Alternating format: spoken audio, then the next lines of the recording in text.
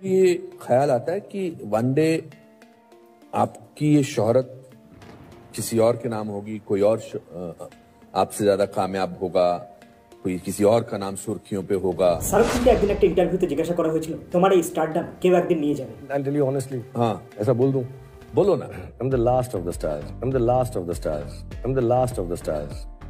কিন্তু বলিউডের একজন স্টার এটাকে ভুল প্রমাণিত করেছে। তাই শাহরুখ খানের পর ঋতিক রোশন হচ্ছে বলিউডের লাস্ট সুপারস্টার। আর এটাকে প্রমাণ করার জন্য একটা না, দুটো না, চারটে কারণ রয়েছে। নাম ঋতিক রোশন। रिसेंटली तार फाइटर मूवीर टेलर और गानगुलो रिलीज करेছে। बंदा 2-3 साल लगा देता है एक स्लो मूवी निकालने में। और एर থেকেই প্রশ্ন আসে কেন তিনি বলিউডের সবথেকে স্মার্ট সুপারস্টার। রিজন নাম্বার 1, তুমি কি হলিউডের কোনো বড় বড় সুপারস্টার যেমন Leonardo DiCaprio, Tom Cruise, Brad Pitt এদের কখনো সোশ্যাল মিডিয়ায় কোনো না কোনো অ্যাক্টিভিটি করতে দেখেছো? এরা তখনই পাবলিকের সামনে আসে যখন এদের কোনো মুভি আসে। এরপর 2-3 বছর একদম গায়েব সোশ্যাল প্ল্যাটফর্ম থেকে। মহানায়ক উত্তম কুমার একবার একটা কথা বলেছিলেন যে একজন সুপারস্টারকে সবসময় সাধারণ মানুষের হাতের নাগালের বাইরে থাকতে হবে। ইনফ্যাক্ট লিওনার্দো ডিক্যাপ্রিও তো কোনো সোশ্যাল মিডিয়া অ্যাকাউন্টও নেই। তাই একজন সুপারস্টারের হাইপ বা ক্রেজ তখনই বাড়বে যখন সে সোশ্যাল মিডিয়া থেকে অনেকটা দূরে থাকবে। তাই যেমন যেমন সোশ্যাল মিডিয়া উন্নতি হতে থাকবে একজন সুপারস্টারেরও ভ্যালু ততটাই দিনকে দিন কমতে থাকবে। তাছাড়া এখন আম পাবলিকের হাতে এমন একটা সুপার পাওয়ার রয়েছে যে সে চাইলে যে কোনো সুপারস্টারকে পার্সোনালি মেসেজ করতে পারে। আর ঋতিক রোশনের অ্যাক্সেসিবিলিটি এতটাই কম যে আর তিনি 2-4 বছরে একটা মুভি রিলিজ করে, তাই তাকে দেখাও যায় খুব কম। আর যার জন্যই মিস্টার রোশনের ভ্যালু আর হাইপ আমাদের কাছে এতটাই বেশি। আর ঠিক এটাই একজন স্টারকে সুপারস্টার বানায়। রিজন নাম্বার 2, ঋতিক রোশনের মুভি চয়েসগুলো তুমি একবার দেখো। যদি তুমি হিরোইজম কিংবা অ্যাকশন মুভি দেখতে চাও তাহলে তুমি ধুম 2 দেখো, ক্রিস দেখো, কাহো না প্যার থেকে শুরু হয়েছিল, তারপর বছরে একটা করে মুভি, তার বেশি না।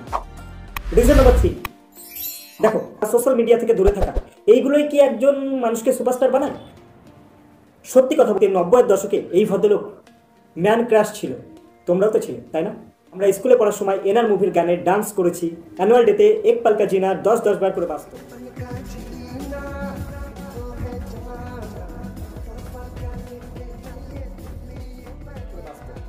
বা ধুম্মা চলে। এটাই মনে হতো তখন যে যদি একবার স্টেজে গিয়ে ঋতিকের ওই গানে পা মেলাতে পারতাম। আজকে যখন স্কুলের ওই দিনগুলোর কথা ভাবি আর ভাবি যে সালা কেমন চুতিয়া দেখতে লাগছিলাম আমি। কিন্তু গানে পারফর্ম করার সময় একবার হলেও মনে ঋতিক রোশনের ওই ফিলটা আসতো বস। আর সেটাই ছিল আমাদের জন্য এক প্রকার অর্গাজম। রিজন নাম্বার 4 আর সবচেয়ে লাস্ট, নো রিপ্লেসমেন্ট। দেখো ঋতিক রোশনের যে সমস্ত মুভিগুলো সেখানে কি তুমি অন্য কাউকে ইমাজিন করতে পারবে? কোই মিল গিয়াতে রোহিতের জায়গায় তুমি অন্য কাউকে ভাবতে পারবে? লোকটা যদি বছরে একটাই মুভি করে তো সাল ভর উসি ক্যারেক্টার মে যেতে হয়। তাই সেরকমই কৃষে কৃষ্ণার জায়গা কি অন্য কেউ নিতে পারবে? একজন সুপারস্টারের কাজই হলো প্রতি বছর একটা আইকনিক মুভি ডেলিভার করা। আর ঋতিকের ক্যারেক্টারগুলো এতটাই আইকনিক হয় যে সেখানে তুমি অন্য কাউকে বসাতেই পারবে না। একটা সময় ঋতিক রোশনের উপরেও নেপোটিজমের কালো ছায়া এসেছিল যে ঋতিক শুধুমাত্র তার বাবা রাকেশ রোশনের মুভিতেই সফল। কাহো না প্যার হে, কোই মিল গিয়া, ক্রিশ। কিন্তু এরপর 2004-এ লাক্সর ডিরেক্টর বাই ফারহান আখতার, 2008-এ যোধা আকবর ডিরেক্টর বাই আশুতোষ গোয়ারিকার। আর তারপর 2012-তে তার এমন একটা পারফর্ম দেখতে পাই অগ্নিপথে ডিরেক্টর বাই করণ মালহোত্রা। আর নেপোটিজম বলা হেটার্সগুলো তখনই গায়েব। তারপর 2023-এ বসের ফাইটারের লুক দেখে যা মনে হলো বাস আবি তো বানানোর শুরুয়াত কিয়া।